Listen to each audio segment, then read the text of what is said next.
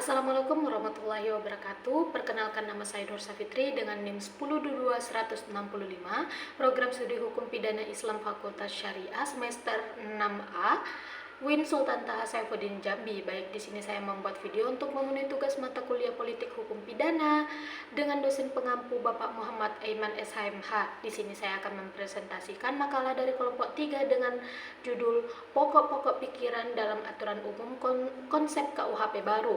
Baik, langsung saja. Di sini kita akan membahas hal tersebut, di mana konsep dan relevansi KUHP baru terhadap kehidupan masyarakat di Indonesia melalui perbaruan hukum, termasuk perbaruan hukum pidana, dan pada hakikatnya merupakan perbaruan terhadap pokok-pokok pemikiran yang sering juga dimaknai sebagai pembaharuan konsep atau ide dasar dan bukan sekedar mengganti perumusan pasal secara tekstual. Meski paparan tekstual tak bisa diabaikan, nilai dasar di balik yang tekstual itu adalah kepentingan prioritasnya. Artinya dalam pembaharuan hukum, termasuk dalam pembaharuan hukum pidana, pembaharuan terhadap nilai-nilai itulah yang menjadi kebutuhan mendasarnya. Sebab substansi hukum adalah nilai. Dan menurut Muhammad, selama masa kemerdekaan Indonesia, KUHP menjadi salah satu instrumen hukum yang penting dalam membangun sistem peradilan pidana yang adil dan berkeadilan. Berbagai revisi dan perubahan dilakukan untuk mengakomodasi perkembangan sosial, politik, dan ekonomi di Indonesia. Tujuan utama dari KUHP adalah untuk melindungi masyarakat dari tindak pidana dan menjaga keamanan serta ketertiban umum. Salah satu latar belakang penting dalam perubahan KUHP adalah reformasi hukum yang terjadi di Indonesia pada akhir abad ke-20. Reformasi ini memunculkan tuntutan akan perlunya perubahan dalam sistem hukum yang lebih transparan, efektif, dan sesuai dengan nilai-nilai demokrasi. Beberapa isu yang menjadi perhatian utama dalam reformasi KUHP adalah hak asasi manusia, perlindungan korban, perlindungan anak, kebebasan berpendapat, dan sebagainya. Selain itu, kemajuan teknologi dan perubahan sosial juga mempengaruhi latar belakang perubahan KUHP. Era digital dan internet membawa tantangan baru dalam bidang hukum pidana seperti kejahatan cyber, penyebaran konten negatif, dan pelanggaran privasi. Oleh karena itu, perlu adanya penyesuaian hukum yang relevan dan efektif untuk mengatasi perkembangan teknologi dan perubahan sosial yang terjadi. Selama beberapa dekade terakhir, KUHP di Indonesia telah mengalami revisi yang signifikan.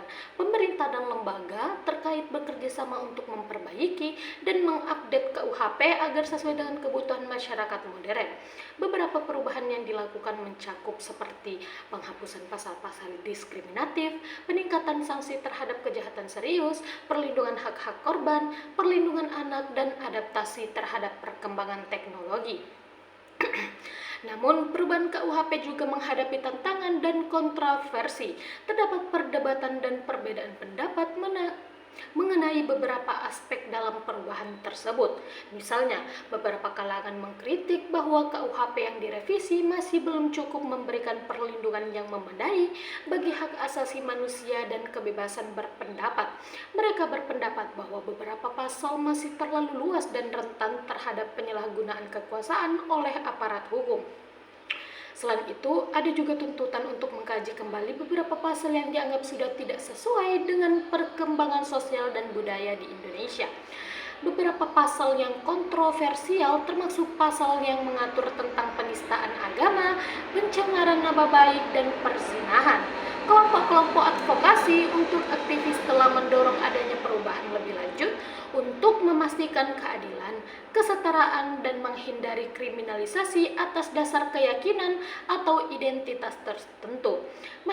Meskipun menghadapi tantangan dan kontroversi, perubahan KUHP merupakan bagian yang penting dalam upaya membangun sistem hukum yang adil dan berkeadilan di Indonesia. Proses perubahan KUHP harus melibatkan partisipasi publik yang luas, termasuk para ahli hukum, akademisi, aktivis, dan masyarakat sipil untuk memastikan bahwa kepentingan semua pihak diakomodasi dengan baik.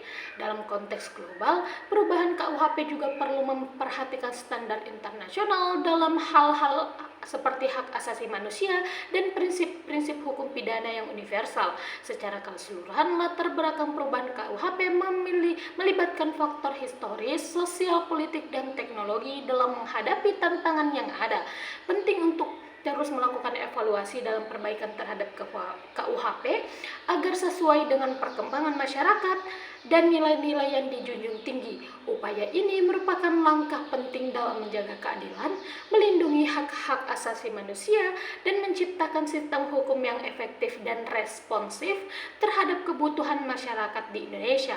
Itulah tadi pemaparan materi dari saya, yaitu pemikiran politik dalam aturan umum KUHP baru. Lebih dan kurangnya saya memohon maaf. Saya akhiri dengan ucapan wassalamualaikum warahmatullahi wabarakatuh.